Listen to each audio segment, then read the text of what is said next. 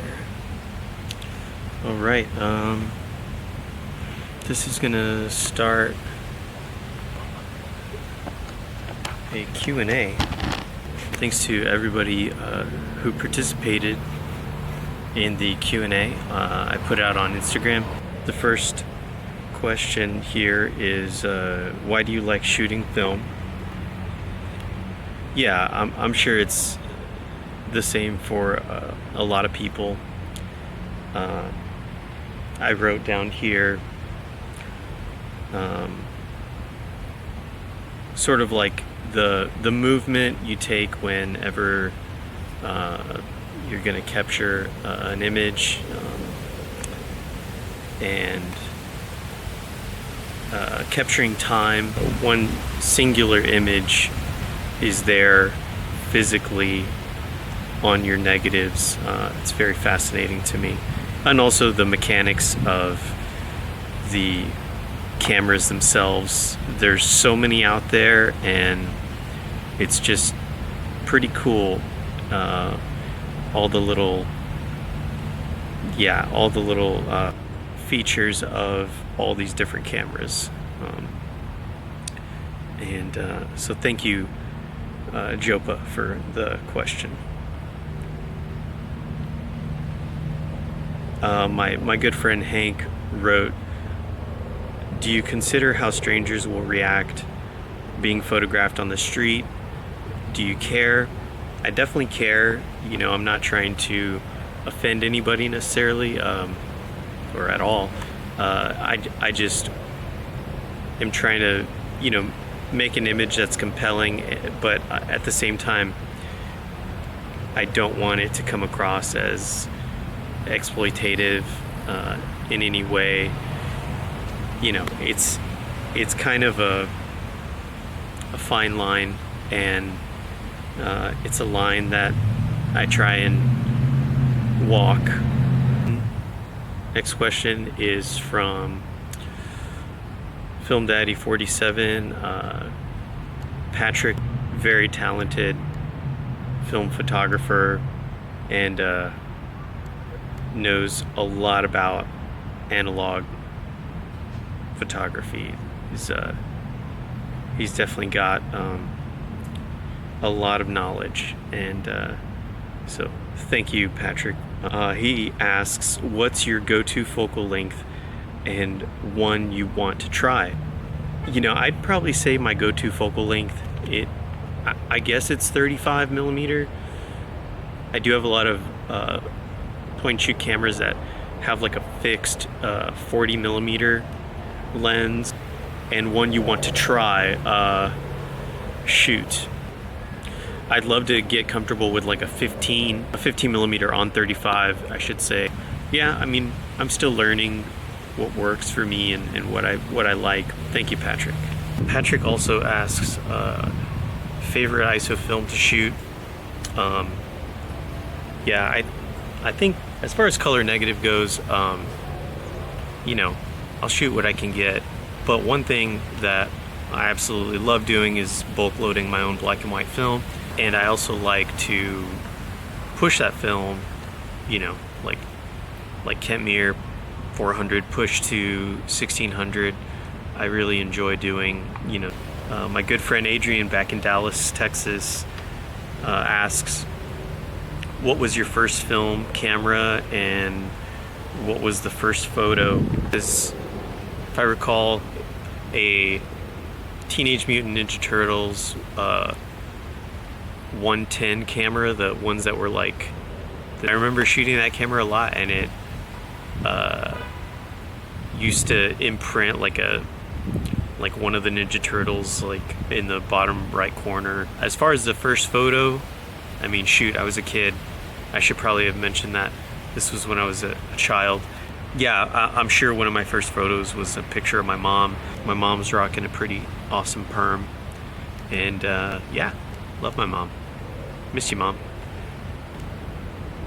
From Micah, what's going through your head when you hit the shutter release?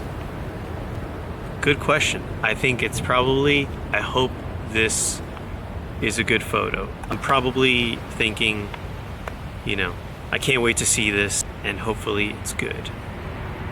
So thank you, Micah. You're funny. From Darwin. Darwin is asking, how are you so good at photography? Dude, you're super talented, and I'm flattered, but you got some chops. Yeah, I'm inspired by your work, man. So everybody go follow Darwin Avalos and go support him. Most of these people that I mentioned today are extremely talented artists in their own. Just again, I can't thank everybody enough for participating in this. Thank you. Next question from Jimmy here in San Diego. How do you go about metering for your double exposures? Do you take the darker picture first? I don't. I don't change a thing. I used to try and adopt that. I'm sure that that's more technically sound, but I don't do that. For a lot of my cameras, if it's got a switch on there that allows double exposure, I just hit it, and I'm not that savvy when it comes to nailing double exposures and making these like amazing scenes. Next question, my friend Sarah, miss you Sarah, she asked, do you whisper ASMR stuff to yourself while you are on photo walks / photographing? And the answer I thought was a no, even though I do enjoy some good ASMR, but I think that sometimes I'll talk to myself if I'm maybe metering the scene and I have to sort of like memorize it. I'll just say it back to myself, say it out loud. I think when I'm trying to grab a good portrait of somebody, I might say like yes, but as far as whispering ASMR things, not so much. But maybe I should adopt it, and maybe it'll improve my photography. But thank you, Sarah.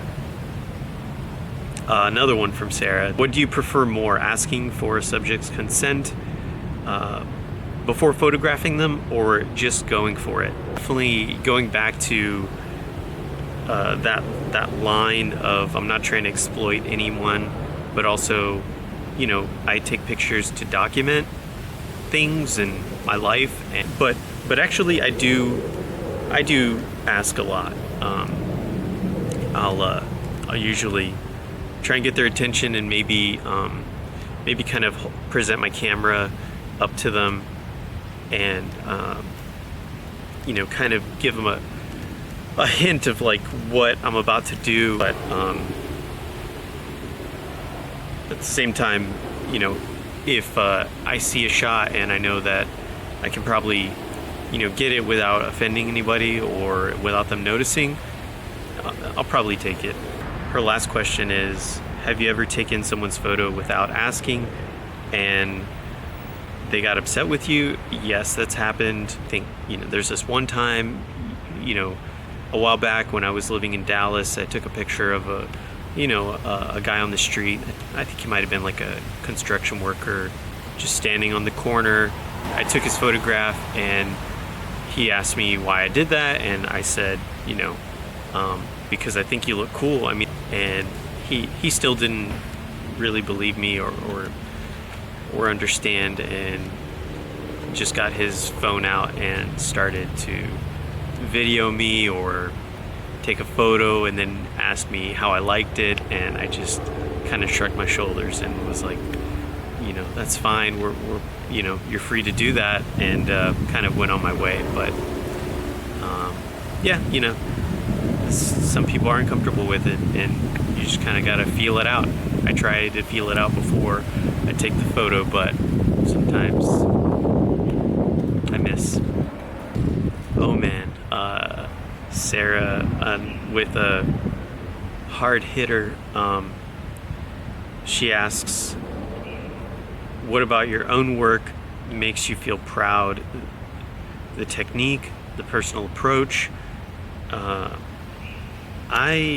That's a super tough one. You know, developing my own black and white and other films,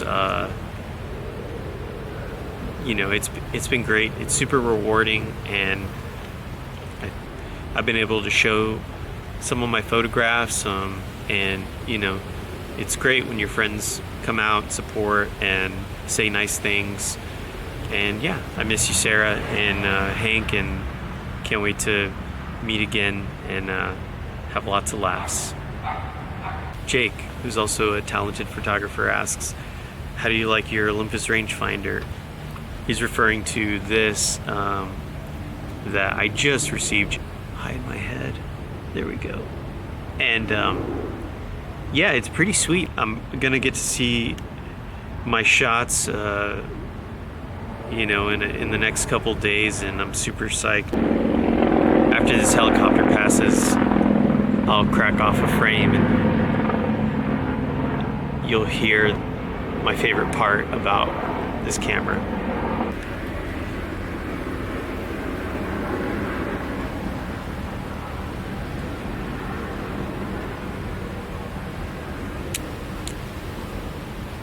Okay, my favorite part is the advance lever and the sound that it makes. Here we go.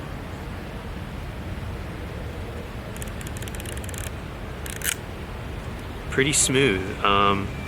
Yeah, love Olympus cameras. So. Next question.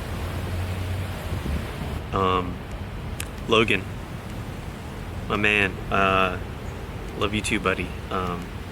Miss you, and yeah, just yeah,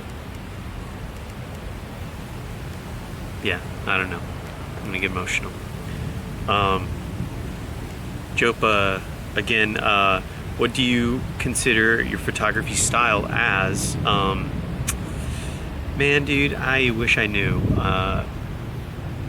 You know, they're just snapshots. I wish that I had a style, and I just know that's something that develops over time, and yeah, I'm just waiting. But man, I love, you know, documentary. I love architecture and stuff like that, but you know, it's just whatever's around me, and whatever I'm going through. I just photograph that with all kinds of different things. So I'd say, yeah, I can't answer that one, my friend. Maybe somebody can. Next question comes from Maya, and she asks, do you have other hobbies? I enjoy collecting folding knives. I enjoy collecting cameras, and you know, hobbies. I love movies. Another question from Maya, how many tattoos do you have? I think it's like 15 or something like that. But I'll have to count those later.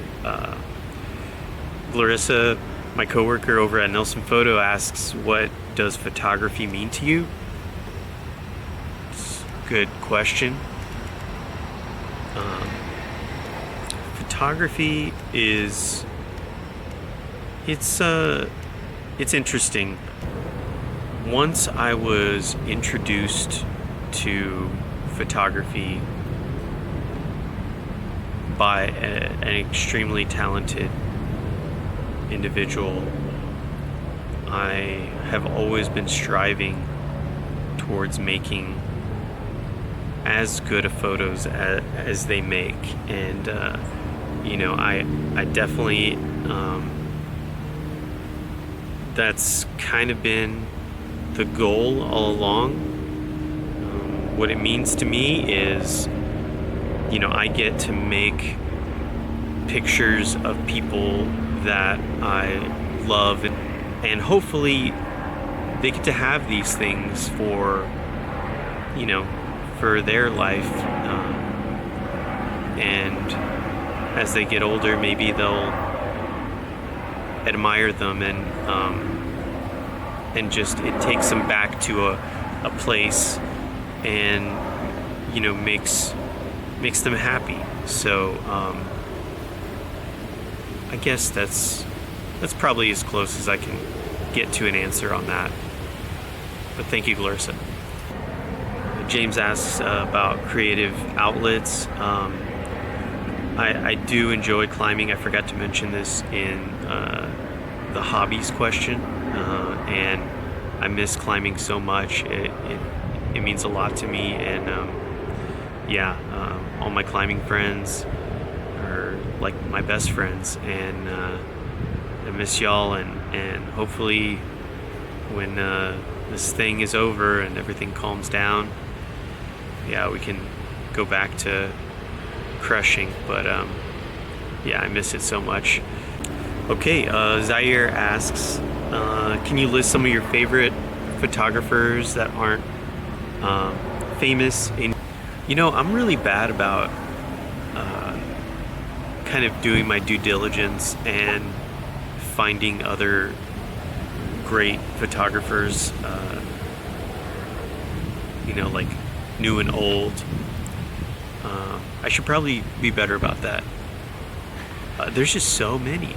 I do enjoy a photographer by the name of Arthur Tress, and I actually brought one of his books.